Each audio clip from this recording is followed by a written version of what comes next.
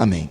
Meus irmãos, Isaías no capítulo 30, verso 21, eu gostaria de estar compartilhando com os irmãos a mensagem desta noite com o tema os benefícios de se ouvir e caminhar com Deus.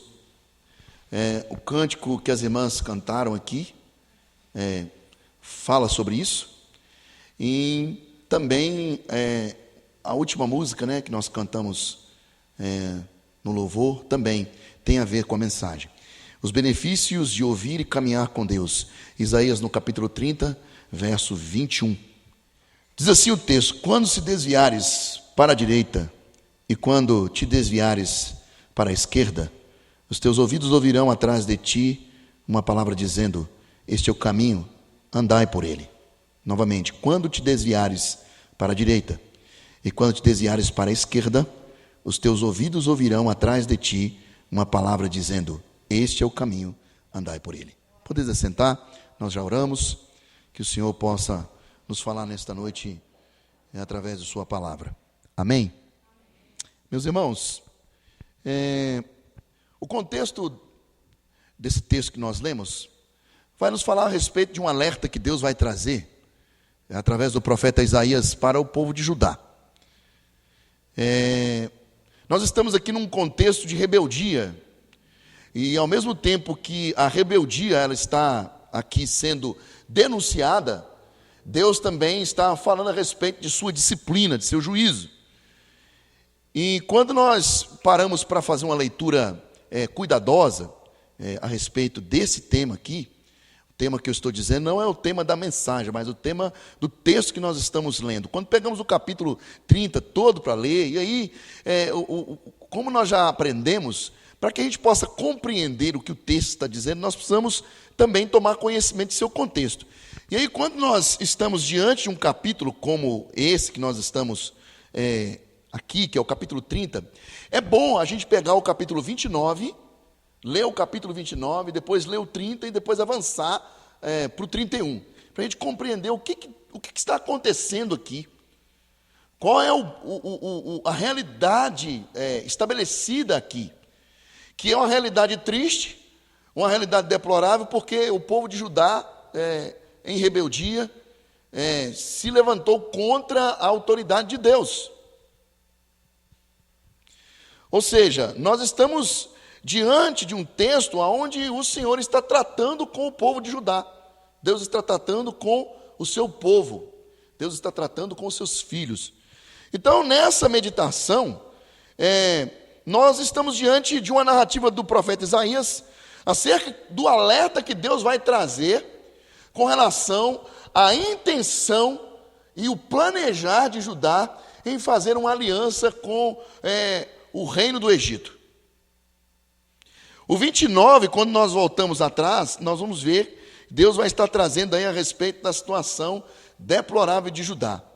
Na minha Bíblia aqui, o título do bloco de pensamento vai estar chamando a atenção, muito interessante, ele vai falar a respeito do ai de Judá. A narrativa do capítulo 29 vai estar falando a respeito dessa situação deplorável, desastrosa. Por causa de quê? Por causa da desobediência de Judá.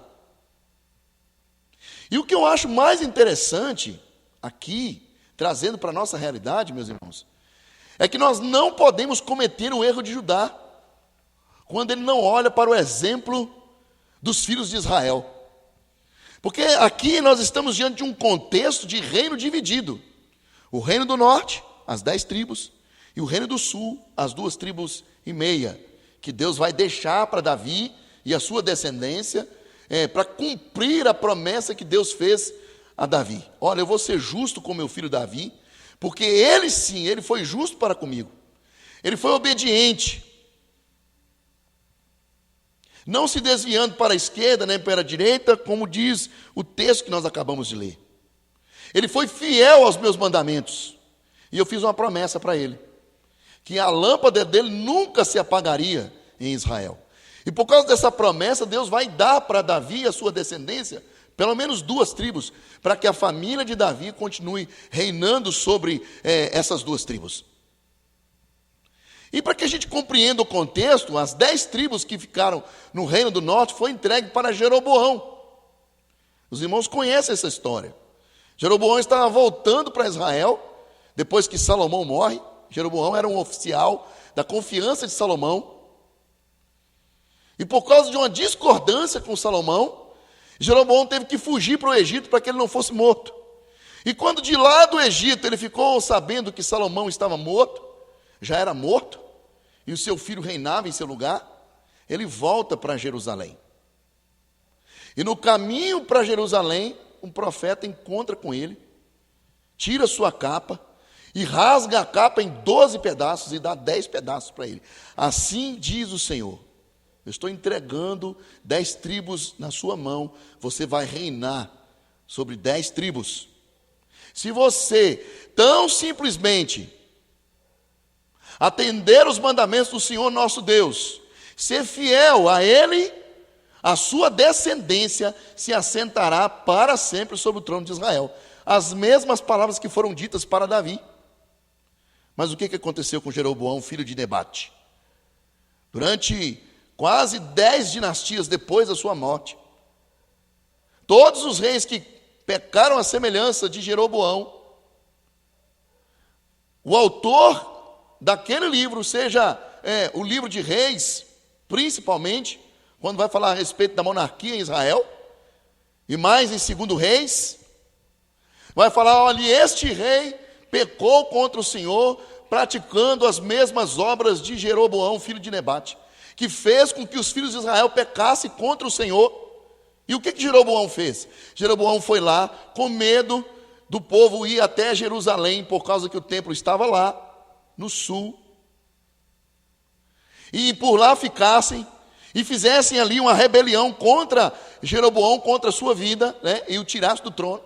Então o que Jeroboão fez? Foi lá e colocou um bezerro de ouro no sul, e um bezerro no norte, e um bezerro de ouro no sul, e disse assim: olha, eis aí, Israel, os deuses que te tiraram da terra do Egito. Não foi o mesmo pecado lá do deserto? Aonde Deus foi lá e matou, através de Moisés e a tribo de Levi, executou o juízo sobre os filhos de Israel que tinham se dobrado diante do bezerro de ouro. E no decorrer do tempo, as 10 tribos foram para o exílio.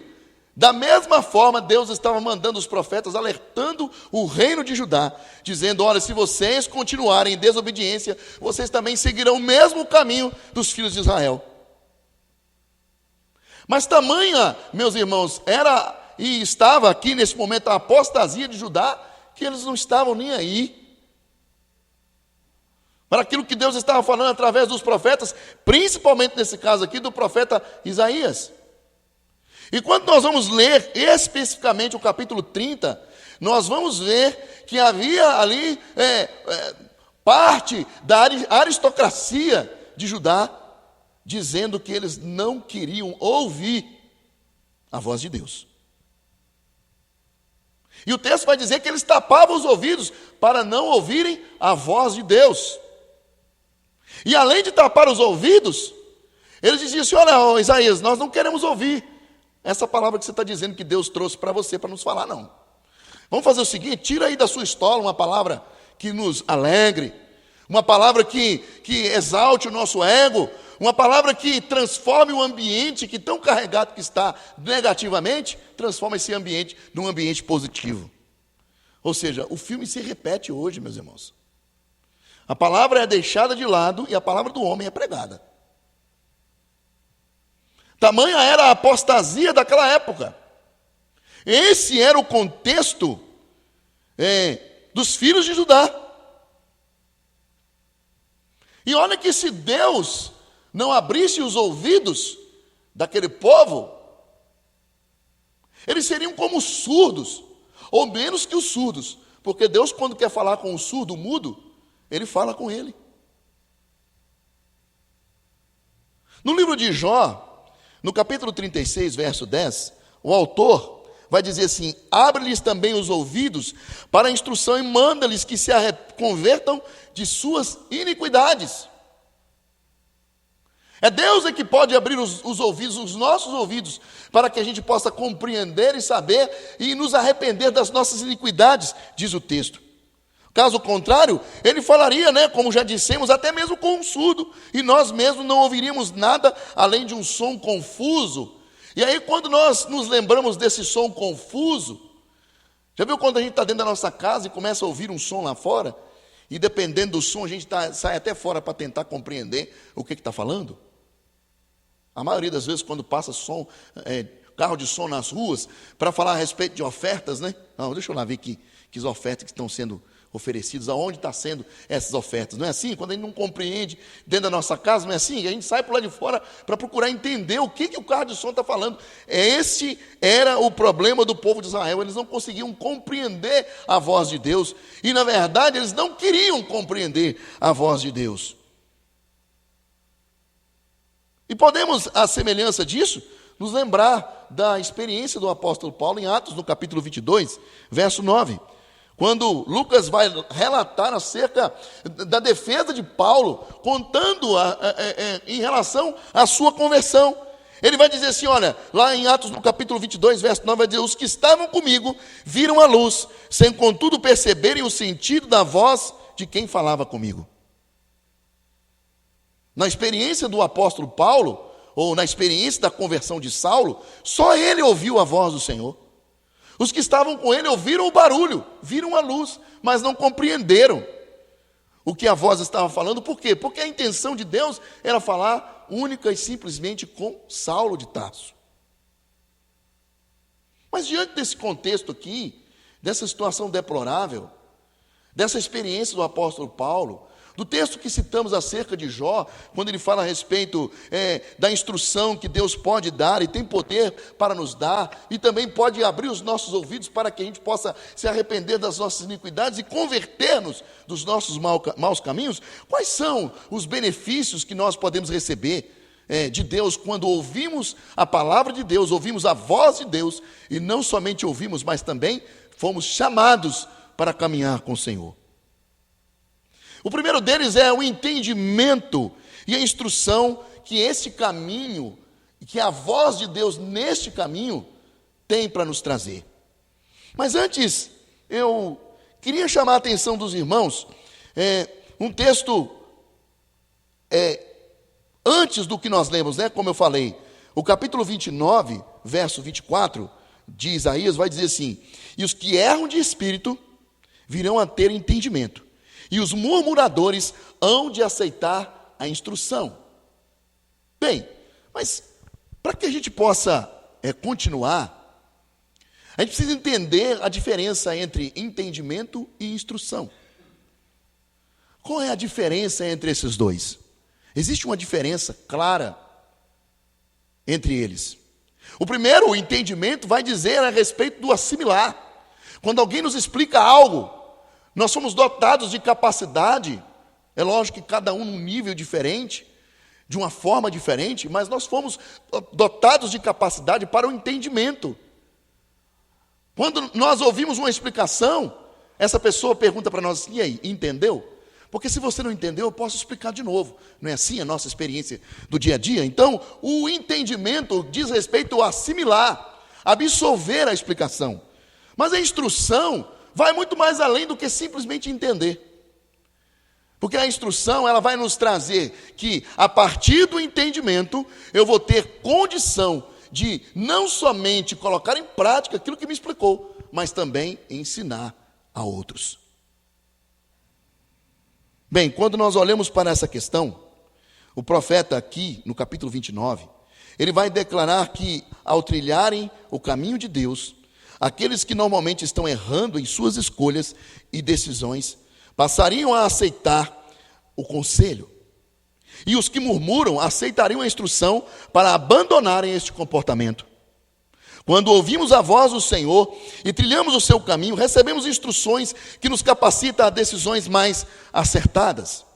O Salmo 32, versos 7 e 8, Salmo de Davi, Davi vai declarar assim, tu és o meu esconderijo. Ele está declarando aquilo que ele entende de Deus, aquilo que Deus é para ele. Ele vai dizer, além de que Deus é o seu esconderijo, ele também vai dizer assim, olha, tu me preservas, ó Senhor, da tribulação, e me cercas com alegres cantos de livramento. Davi declara essa consciência. Ele recebeu isso de Deus, essa compreensão. E a partir do momento que ele declara isso, Deus devolve a ele, através de uma intimidade, de um convívio, a seguinte palavra. Na continuidade do texto, do mesmo salmo, agora o verso 8, Deus vai declarar dizendo assim: olha, instruir-te-ei e te ensinarei o caminho que deves seguir, e sob as minhas vistas te darei conselho.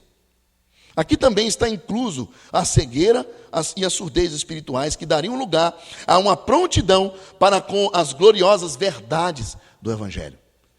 Quando nós paramos para ouvir Deus, quando nós calamos a voz do mundo na nossa cabeça para ouvir Deus, recebemos da parte de Deus entendimento e instrução nesse caminho. Por isso nós, em momentos, e oxalá que esses momentos ocupassem todo o tempo da nossa vida, porque não existe, como nós sempre orientamos, não existe vida evangélica e nem vida secular. Tudo que nós fazemos para a glória de Deus. Nós adoramos a Deus para que Deus seja glorificado aqui na igreja. Nós vivemos uma vida lá fora que seja para a glória de Deus. Então não existe vida evangélica, a minha vida espiritual. Lá Deus pode determinar qualquer coisa. Eu leio a palavra e tal. Mas na minha vida secular, quem manda sou eu. Não existe isso. Não existe isso. Tudo deve ser vivenciado por nós para que o nome do Senhor seja glorificado. Então, em todos os momentos da nossa vida, nós precisamos parar e fazer calar a voz de Deus, a voz do mundo, aliás, para ouvirmos a voz de Deus, recebendo o entendimento e a instrução. E uma segunda coisa que nós podemos observar nessa experiência do povo de Israel é que nós podemos, neste caminho, e devemos saber com quem nós estamos andando. Em Provérbios, no capítulo 3, verso 6, o autor vai dizer assim: olha, reconhece-o em todos os seus caminhos, e ele endireitará as tuas veredas. O reconhecer aqui, meus irmãos, não é falar assim: olha, eu já vi essa pessoa, eu estou reconhecendo ela. Não. Reconhecer aqui é saber que no caminho, estando com Deus, é Ele que realiza todas as coisas na nossa vida. Sem Ele, como foi cantado aqui, na última canção, somos nada, estamos perdidos. Agora, quando nós o reconhecemos em tudo, nós podemos perceber que o autor aqui, ele vai nos aconselhar a reconhecer o Senhor neste caminho, andando com Ele, vivendo com Ele, recebendo dele o seu senhorio. Na nossa caminhada cristã, nós temos ouvido isso tantas vezes, e é necessário que nós venhamos a ouvir isso tantas quantas for necessárias, as vezes que precisamos ouvir. Nós temos um Senhor, nós não somos donos de nós mesmos, não fomos chamados para fazer a nossa vontade, e sim a vontade daquele que nos chamou.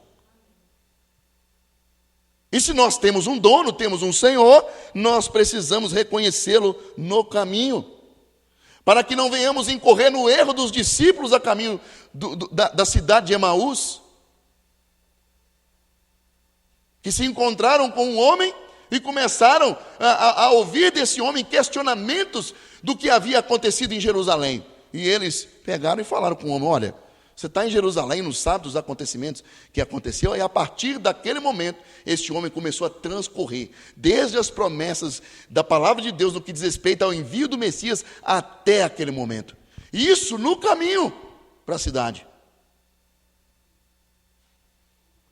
Como já estava anoitecendo, já estava entardecendo, aqueles homens pegaram, e estavam tão satisfeitos com a presença daquele homem, falaram: Senhor, fique conosco. Tem até um hino antigo, Fica, Senhor, conosco, já se faz tarde. Tens meu coração para morar. E depois que aquele homem partiu o pão, ali dentro da casa com eles, foi embora, eles começaram a sentir que o seu coração estava aquecido, queimava, o texto fala a respeito disso. Porventura o nosso coração não queimava, não ardia? Quem era este homem que estava conosco? Quando nós olhamos para um texto como esse, nós precisamos aprender a identificar quem está conosco no caminho. O Senhor está conosco no caminho. A palavra de Deus diz que Ele não nos abandonaria. Mas quando nós olhamos para a situação deplorável do povo de Israel, eles insistiam no pecado de não reconhecerem Deus, como declarou Isaías no capítulo 1, verso 3. E ele vai dizer assim: olha, o boi conhece o seu possuidor, e o jumento, o dono da sua manjedoura. Mas Israel não tem conhecimento, o meu povo não me entende. Quando nós olhamos para um texto desse, nós começamos a ver que existe uma realidade tão deplorável aqui, de consequências terríveis para o povo de Deus por causa daquela realidade, pois o profeta estava rebaixando aquele povo a bestas embrutecidas.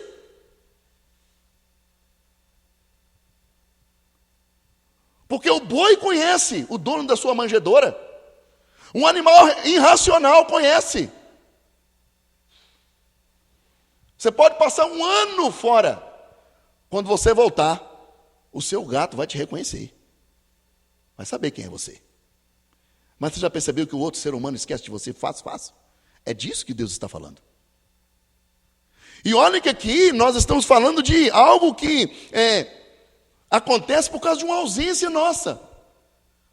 Mas aqui no caso nós estamos falando algo de um comportamento premeditado. O povo de Israel não fazia questão de conhecer Deus. Era uma situação deplorável. Para a gente conseguir compreender isso, a gente precisa observar que existe aqui um verbo empregado pelo autor. O entender aqui, ou seja, o autor está falando assim: o meu povo não entende, ou seja, a palavra não ali é uma negativa. E o entender é o verbo. E todas as vezes que o verbo vem acompanhado por uma negativa, no hebraico, estamos falando a respeito de um comportamento premeditado. O meu povo não quer me entender.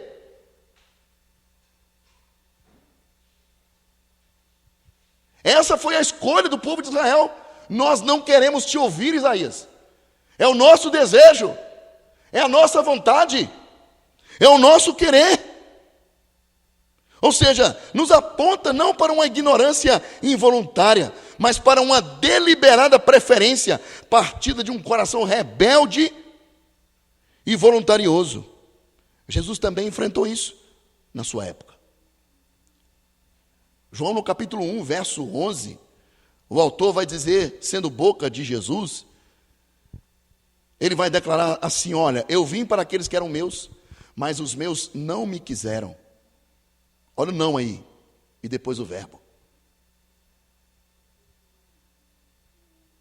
Nós estamos diante de um povo que não mudou o seu comportamento para com Deus, porque o povo de Israel aqui no período de Jesus sabia que Jesus era o Messias. Eles não quiseram aceitar o Messias, porque eles montaram para si um Messias diferente, né? Um Messias político, um Messias bonitão, comandante fortão, saradão, que viria comandando uma tropa de homens heróicos, destros na guerra, e que viriam para resgatar Israel do jugo romano. Mas como Jesus Cristo não veio dessa forma, eles preferiram não aceitar a proposta de Deus para eles. Eis aí o teu Salvador, ó Israel, diz o texto. Ele vem vindo montado num jumentinho, cria de um animal de carga, humilde. Por isso que Israel não aceitou a Cristo. Mas eles sabiam que Jesus era o Mestre, era o Messias. Isso é tão verdade, que quando nós nos voltamos para o período do nascimento de Jesus, os reis magos chegaram diante de Herodes. Ora, nós viemos aqui para adorar o rei dos judeus, o recém-nascido rei dos judeus. Herodes ficou tão incomodado com aquilo que chamou os sacerdotes, os profetas da época, e falaram com ele: olha, pesquisem aí nos registros de vocês e busquem saber com exatidão aonde nascerá o menino feito o rei dos judeus, chamado rei dos judeus. Eles sabiam.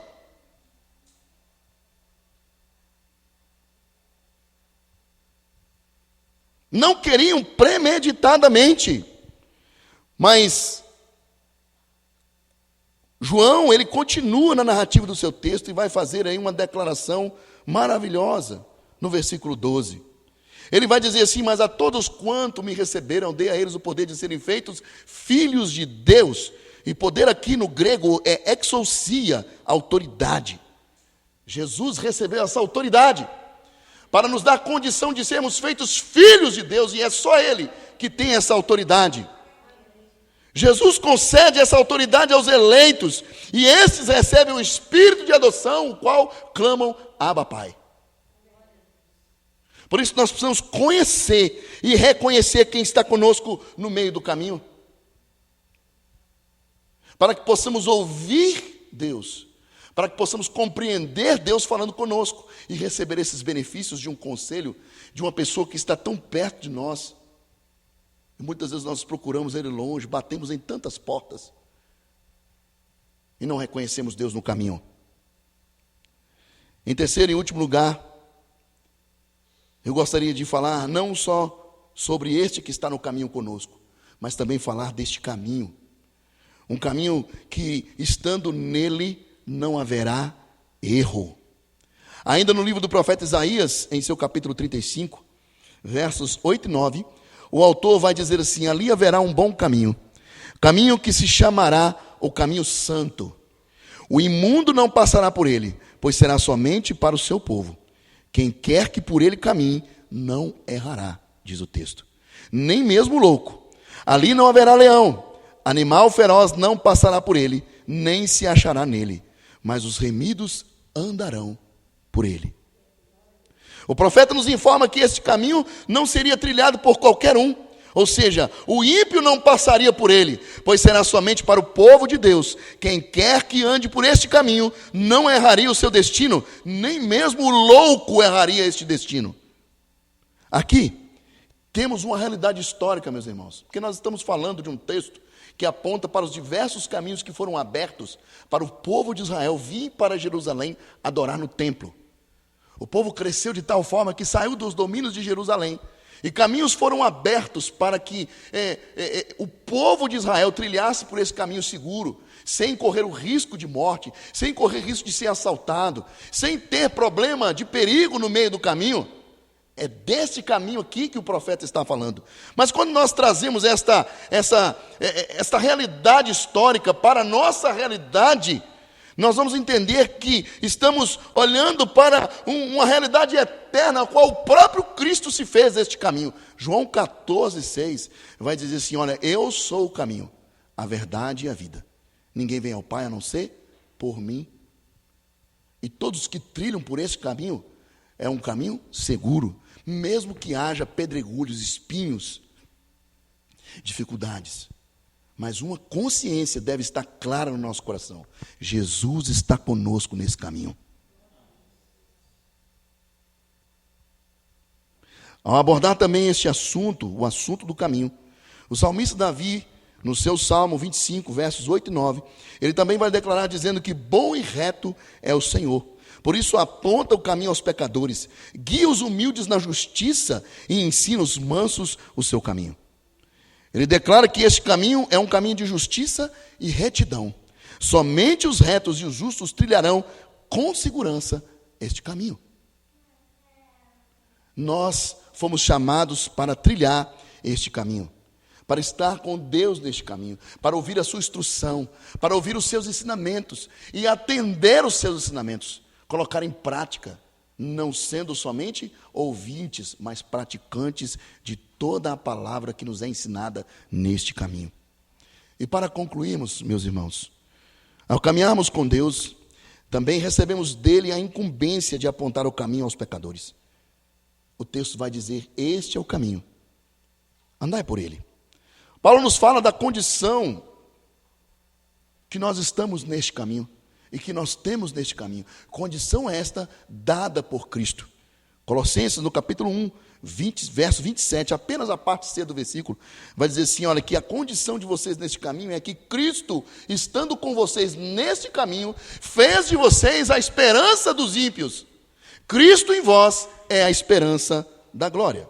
Portanto, também se torna benéfico para a igreja de Cristo o apontarmos este caminho ao pecador, João 14,6, nós acabamos de declarar, Jesus vai dizer de si mesmo: eu sou o caminho e a verdade e a vida. Ninguém vem ao Pai senão por mim.